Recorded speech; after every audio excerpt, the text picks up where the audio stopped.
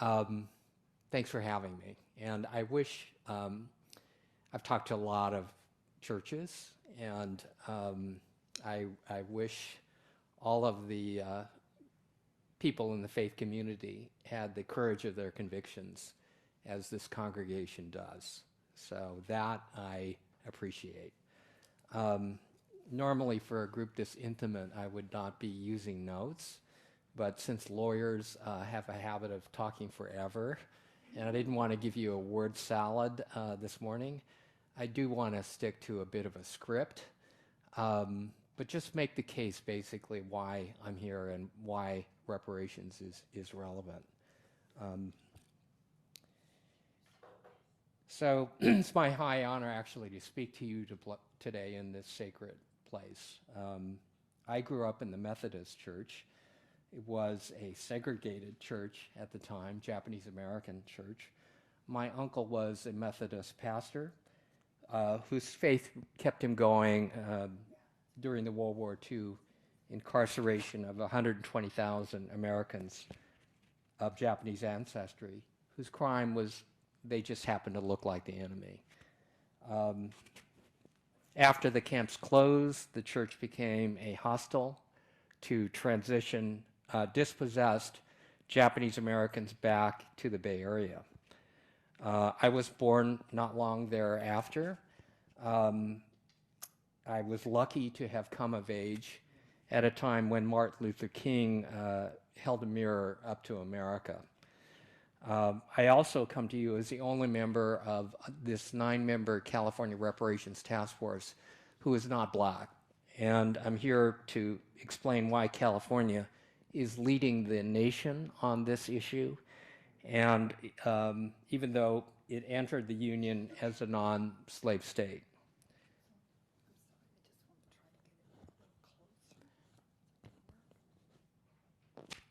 Thank you. I appreciate that.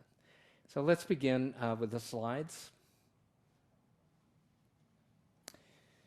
There's a graphic content warning. It's not dreadful, but I wanted to let people know so they don't get triggered. As everybody knows, Mr. George Floyd was murdered on May 25th, 2020, triggering the largest protests in United States history, calling for a racial reckoning. 4 months later, the legislature passed AB 3121, creating the task force to study and develop reparations proposals for African Americans. The purpose of the task force is to, 1, document the harm over 400 years, 2, recommend ways to educate the public of our findings, and 3, develop reparations proposals. So the 9-member task force was created. 5 members were appointed by the governor. I was a governor appointee, and 4 members were appointed by the legislature. So on June 1st of 2022, we published a sweeping, nearly 500-page report drawing a through line from the harm of 246 years of enslavement, another 90 years of Jim Crow and racial terror, and decades more of continuing discrimination resulting in today's outcomes, which are at once shocking but sadly not surprising. 1 year later, on June 30th, 2023, the task force submitted its final report, a groundbreaking 1,100-page document with more than 115 recommendations for repair, including compensation and policy reforms in housing, education, criminal justice, healthcare, employment, the environment, infrastructure, and other areas. So the question is, why is California leading the nation on this issue? So let me recite some history, and I'll preface that by saying, I thought I knew something about American history. I thought I was really well read, that I really was pretty educated. After this 2-year deep dive, intense process, I realized I knew very little. And so let me give you a taste of the background. So the Civil War ended in 1865, but about 5 minutes after Robert E. Lee surrendered, the South was determined to reinstate the laws and ways as close to slavery as possible. And no wonder, for 246 years, the U.S. had built one of the largest and most profitable enslaved labor economies in the world. The U.S. enslaved population by 1865 was almost 4 million, and cotton was the economic engine for the entire country. Every sector of white society benefited from, participated in, or was complicit with slavery, including almost every major Christian denomination, certainly colleges and universities, plantation owners in the South, and industrialists, banking and insurance companies, lawyers, business people, and big and small businesses in the North. The nation's Constitution protected slavery and gave Southern states outsized political power. Half of the nation's pre-Civil War presidents were enslavers while in office.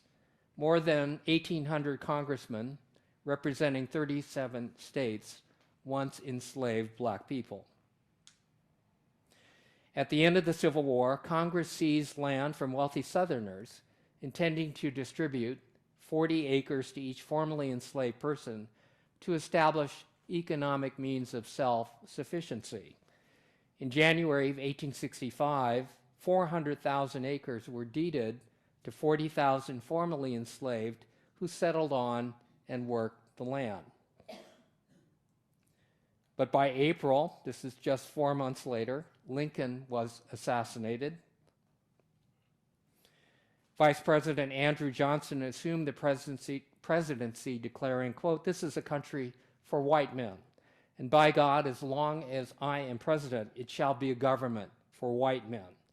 Johnson rescinded the land reparations program and ordered the black settlers to leave their land. Land reparations was scrapped to ensure peace among the states, but at an incalculable long-term cost to formerly enslaved people. During this 12-year period, post-Civil War period known as Reconstruction, Congress tried to give newly freed black Americans access to basic civil rights, such as the right to vote. But white Northern support for Reconstruction collapsed, and to resolve the contested presidential election of 1876, Republicans and Democrats cut a deal to withdraw federal troops from the South, effectively ending Reconstruction. States, including California, passed literacy tests, poll taxes, and created other devices to prevent black Americans from voting.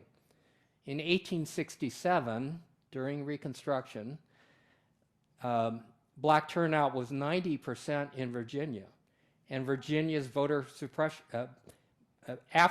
Virginia's voter suppression laws, black voters dropped from 147,000 to just 21,000. These restrictions secured the power of white politicians, allowing them to block hundreds of civil rights laws and well into the 20th century, excluding black Americans from the country's most important rights, creating America's middle class, such as Social Security and labor law protections. And racial terror followed. There were more than 6,500 lynchings nationwide, and this is the ones that were documented, between 1865 and 1955, and that's most certainly an undercount. We think of California as an enlightened state, but while California entered the Union in 1850 as a non-slave state, it was plenty complicit with enslavers entering California during the gold rush and taking their human property with them. In 1849, California's anti-slavery state constitution meant little because it was not a crime to keep someone enslaved here. From 1852 to 1855, the legislature passed fugitive slave laws, allowing persons escaping enslavement to be chased down and sent back to the South, even though they had been living in the free state of California. In 1850, California banned African Americans from testifying against white people in court. 2 years later, the California Supreme Court likewise barred Chinese Americans from testifying in court against white people. The result, white people could commit crimes against African and Chinese Americans with impunity. And much of Jim Crow found its way into California.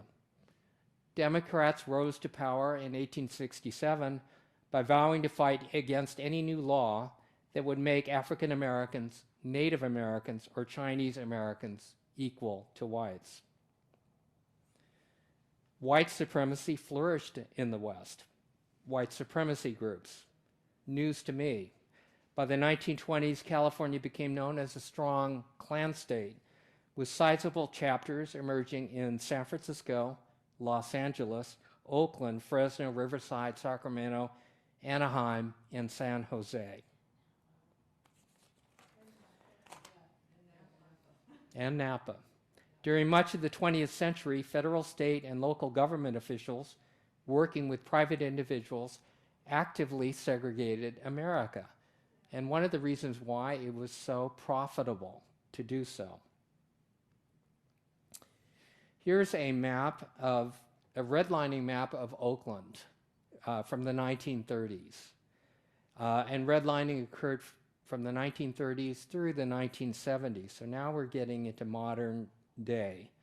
And these maps were created by lenders to exclude African Americans from being able to get federally insured loans.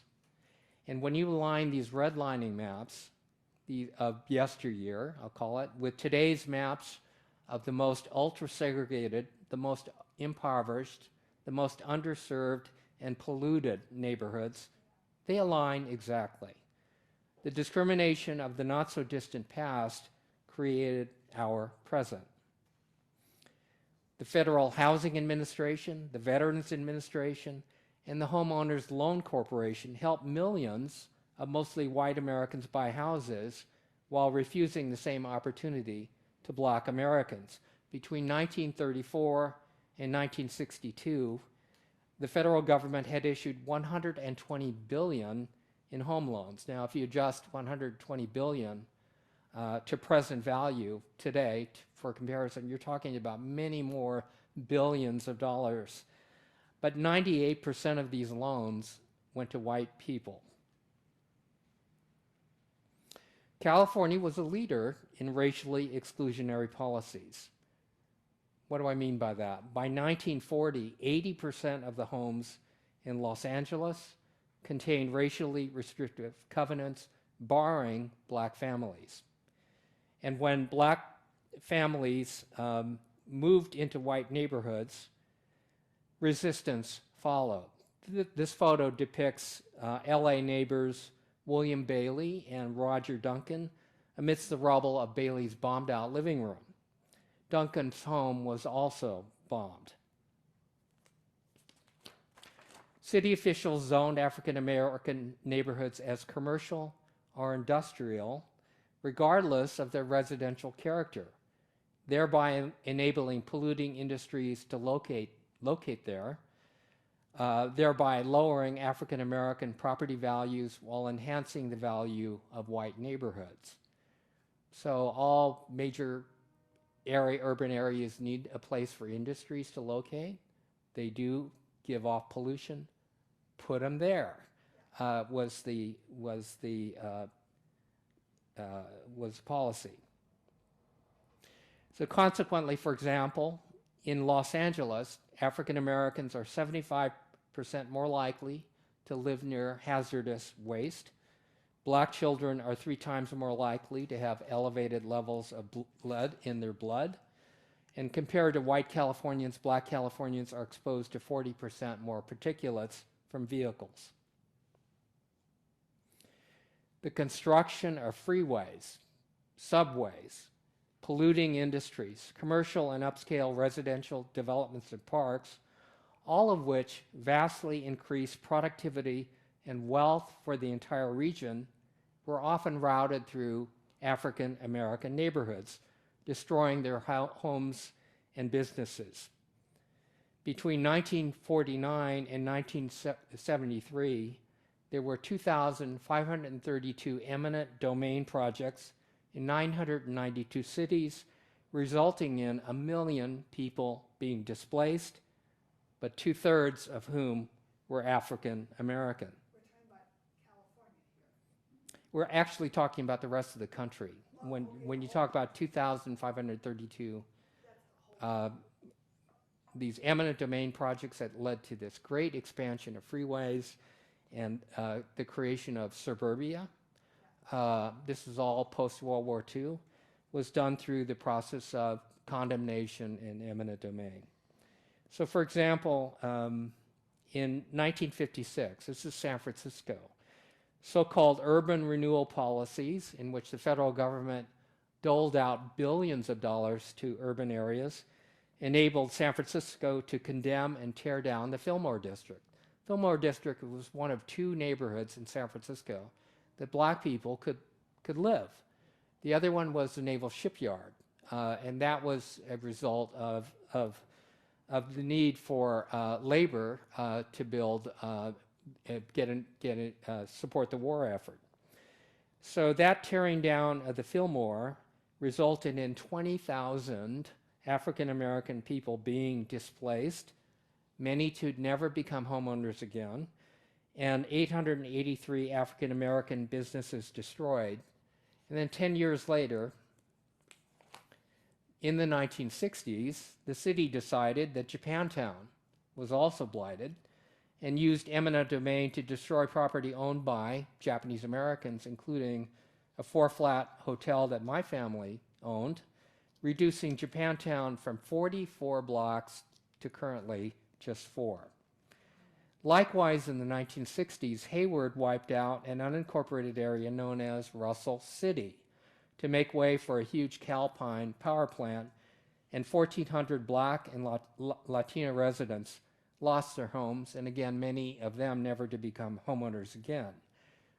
So the point is, the nation was enriched not only by 2.5 centuries of free labor and generational enslavement, but also by iterations of racial exclusion that continued for more than 100 years thereafter, well into modern times, resulting in cumulative, compounding, and cascading consequences. So if you only remember one slide from this presentation, let it be this one. The history of racial exclusion is depicted as an arc of about 4 centuries, during which racial oppression predominated, and only in recent years did it begin to retreat. This arc gives you an idea of the enormous long-term cost of discrimination to African Americans. With respect to housing and education, America is as segregated today as it was in the 1940s. The wholesale exclusion of African Americans from equal education, employment, the benefits of the New Deal, federally insured home loans, the ability to live in the suburbs, and other opportunities has resulted in white households having 9 times the assets of black households, black people having shorter life expectancies than the rest of the population. And just to give you an example, statistically, San Francisco, modern city, in 2021, its black infant mortality rate was 5 times the rate of any other ethnic group, and huge disparities persist in housing, houselessness, criminal justice, and almost all other aspects of American life that matter.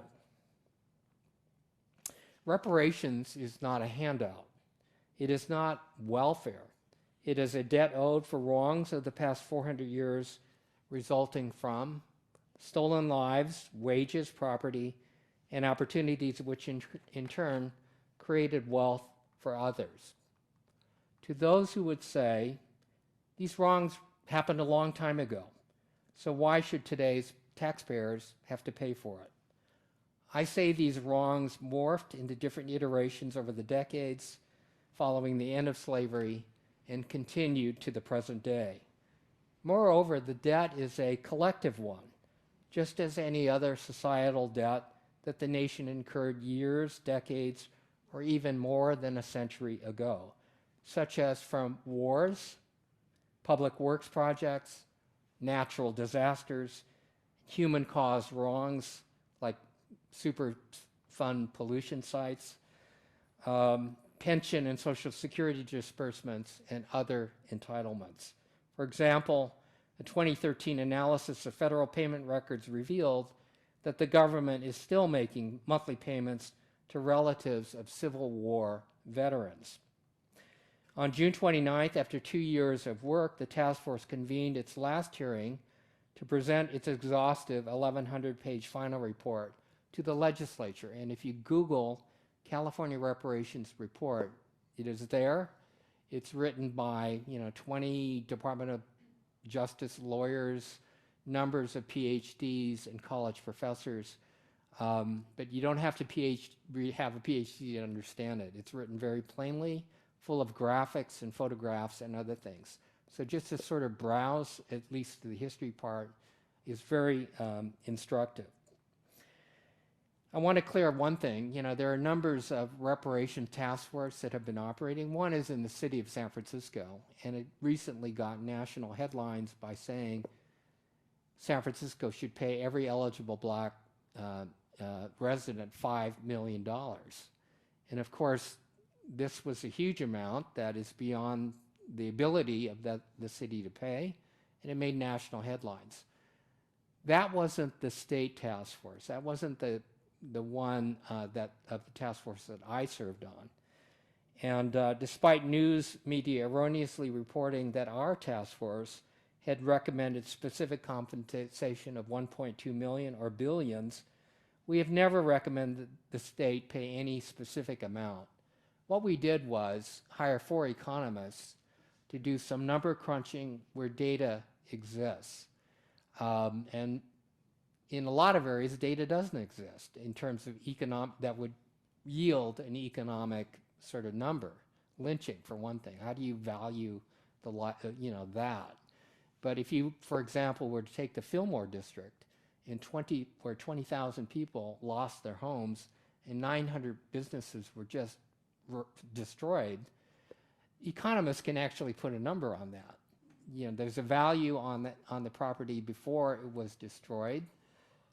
There is, you can know whether people were ever to become homeowners again, how much they were actually paid, which was not much, and what the value of the property is now, and you come out with a number, okay? And just the Fillmore district in San Francisco, the number is ginormous.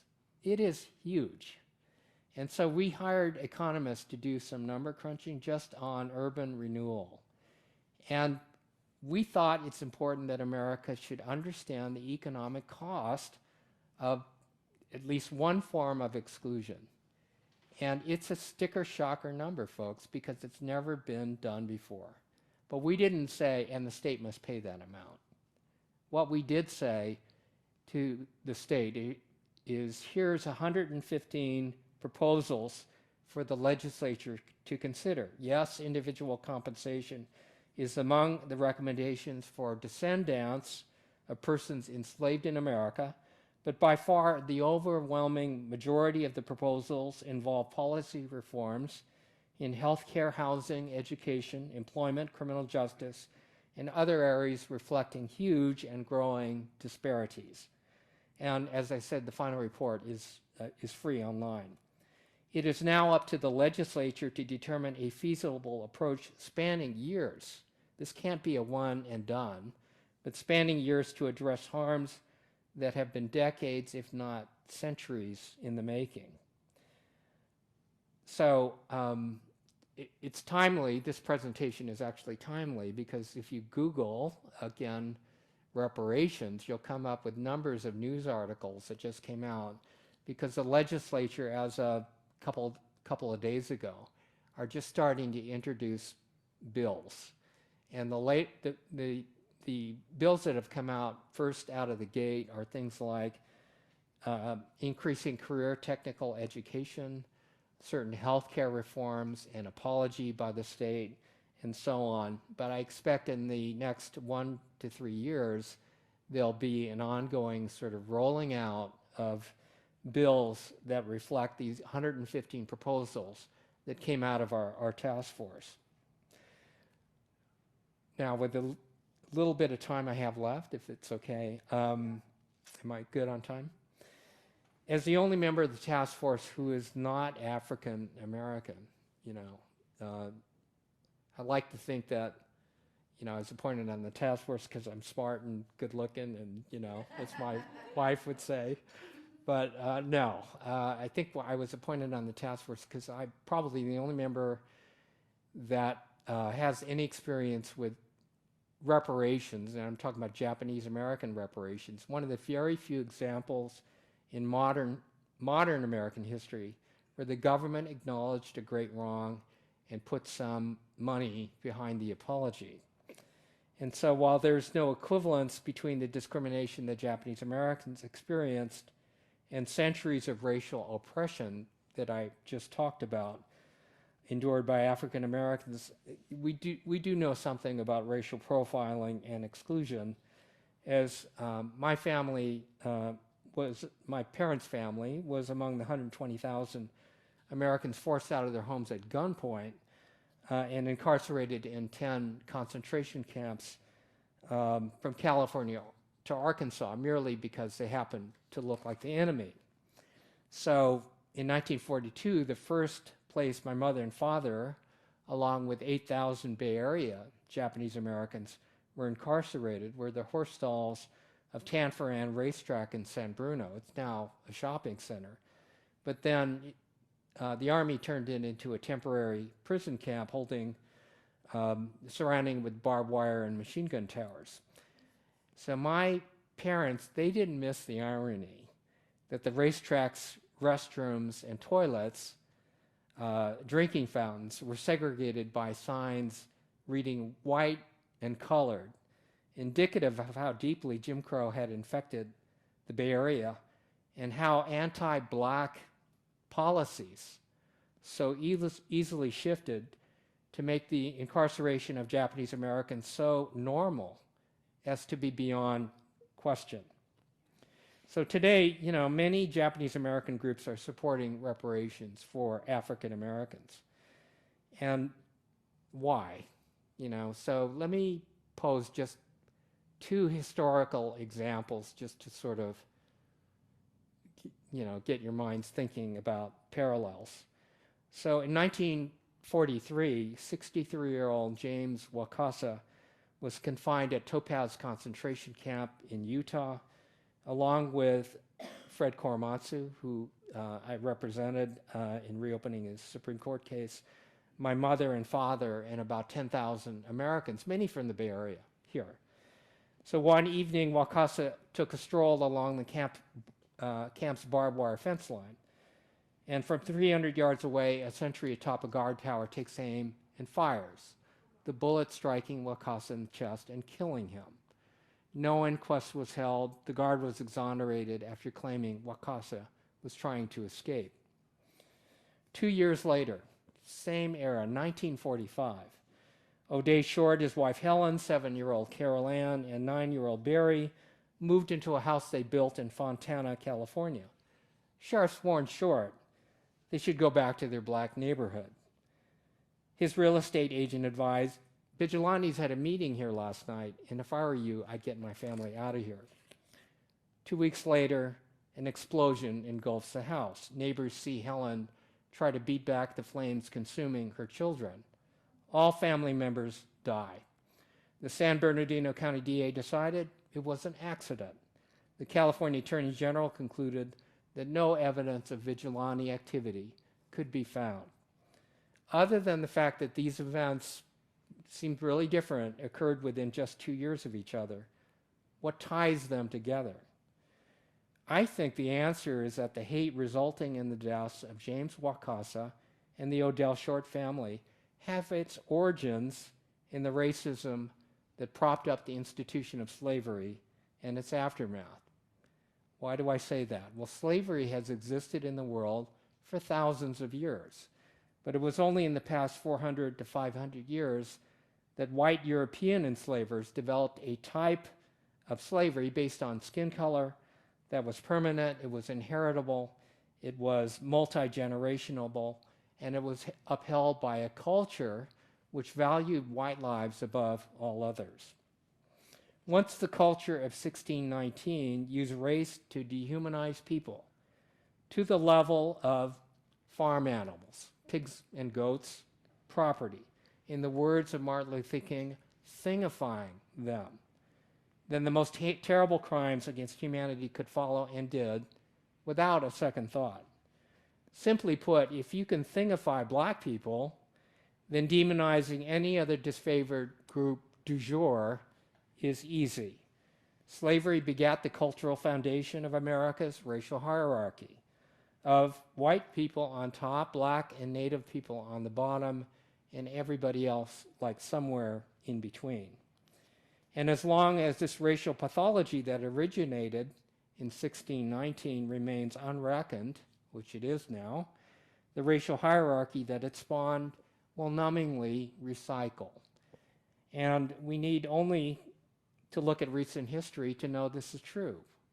When Asian Americans were blamed for the Chinese virus, when Mexicans were called drug dealers and rapists, when Muslims were labeled as terrorists, when white supremacists declared that Jews are poised to replace them, when LGBTQ people were demonized, and when one more African American among countless others was killed during an encounter with law enforcement, and it barely evoked a shrug because it's so normal. So I would say no, our response to this ever-recycling pathology cannot be a shrug. This time we need to trace it back whence it originated and repair the cascading harms that flowed from 1619 and era to era thereafter. So what is required of us? Well, my pastor uncle would probably quote Micah chapter 6, verse 8, do justice, love kindness, walk humbly with God. To this I would add, each time America has owned up to its collective wrongs, repaired them, and become more inclusive and more faithful to its ideals, our nation has become stronger, better, and a more perfect union. So there's a website called supportreparations.org, which task force members and community organizations that are promoting this public education campaign to do what I'm doing here, to sort of educate people about reparations. And it lists organizations declaring that to the legislature that it's serious, it's now time for the legislature to seriously consider reparations.